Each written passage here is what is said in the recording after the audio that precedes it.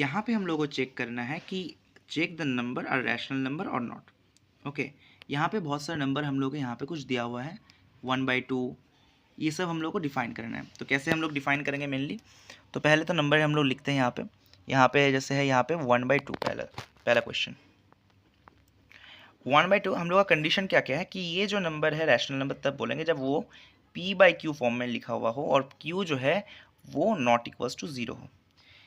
क्या ये मेरा यहाँ पे p/q में लिखा हुआ है, यानी कि रैशनल फॉर्म में लिखा हुआ है? यस, ये एक रेशियो है तो इसको हम लोग क्या बोल सकते हैं, ये p/q के फॉर्म में लिखा हुआ है, यानी कि ये रैशनल नंबर है।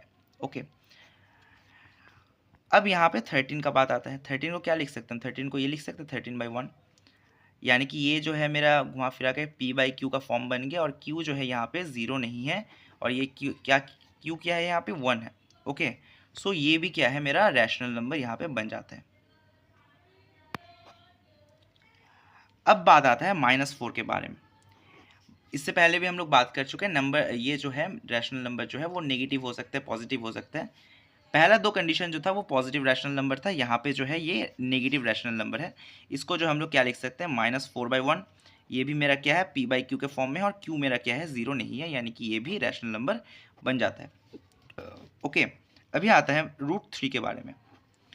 अब √3 को हम लोग यहाँ पे गधे की तरह यहाँ पे √3/1 नहीं लिखेंगे, ठीक है, कि p/q जो है वो एक क्या होना चाहिए, p एक इंटीजर बनना चाहिए।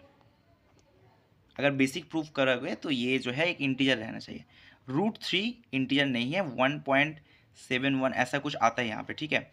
यहाँ पे एग्जैक्ट मुझको वैल्यू याद नहीं आ रहा, तो फॉर द इनकन्वीनियंस यहाँ पे जो है √3 का वैल्यू यहाँ पे आता है 1.73। ओके, तो ये इन्फॉर्मेशन यहाँ पे आता है। तो ये जो है ये फ्रैक्शन है, तो ये फ्रैक्शन अगर है तो ये मेरा क्या है, फ्रैक्शन है, तो ये इंटीजर नहीं है, ऐसे भी कर सकते हैं। और अगर इसको ऐसे भी हम लोग बहुत सारा तरीके से प्रूफ कर सकते हैं, √3 = a/b। ये थोड़ा सा बहुत ज़्यादा डिटेल्स में आ रहा है, लेकिन थोड़ा सा डिटेल में जानना अच्छा है। √3 जो है, √3 को मान के चलते हैं, कैसे हम लोग इसको कॉन्ट्राडिक्शन से हम लोग क्या करेंगे, प्रूफ करेंगे कि ये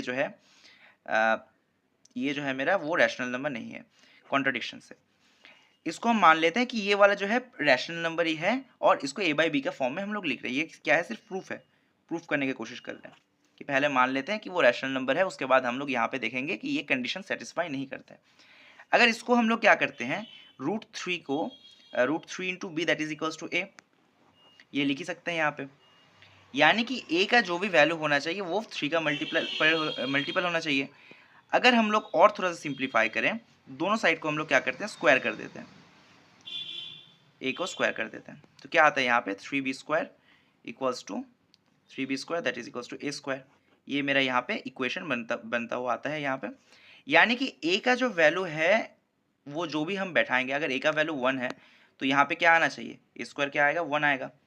ये जो है नॉट मल्टीपल ऑफ 3, ये 3 का क्या नहीं है, मल्टीपल नहीं है, यानी कि ये जो चीज़ यहाँ पे फेल हो जाता है। और थोड़ा सा हम लोग जाके देखते हैं, 3 में ही चेक करते हैं।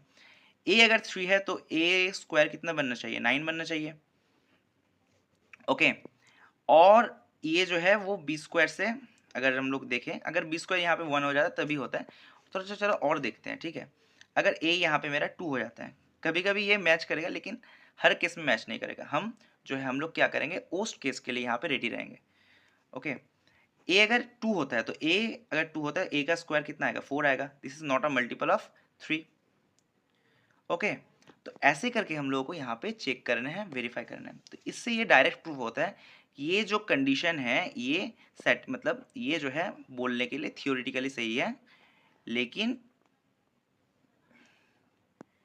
स्पेलिंग का मिस्टेक हो जाए, थियोरेटिकली सही है लेकिन ये प्रैक्टिकली में नहीं होता है। ओके, जो प्रैक्टिकल में नहीं होता है जिसको हम लोग कंसिडर नहीं करेंगे यहाँ पे। अब बात आता है पाई के बारे में। पाई को बहुत मतलब यहाँ पे 22/7 भी हम लोग लिख सकते हैं। इसको अगर सॉल्व करने जाएंगे, ये क्या आता है मेरा, नॉन टर्मिनेटिंग।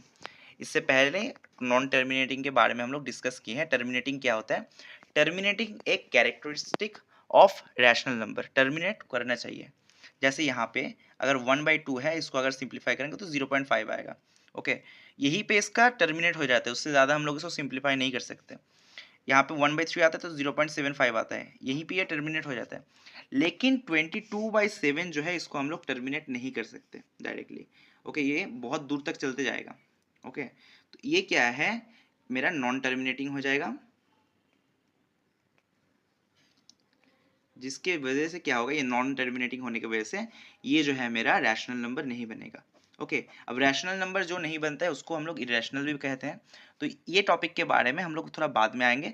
फिलहाल के लिए कौन कौन सा मेरा रैशनल नंबर हुआ, 1/2 रैशनल नंबर है, 13 मेरा रैशनल नंबर है, -4 रैशनल नंबर है, ये मेरा रैशनल नंबर नहीं है, ये भी मेरा रैशनल नंबर नहीं है।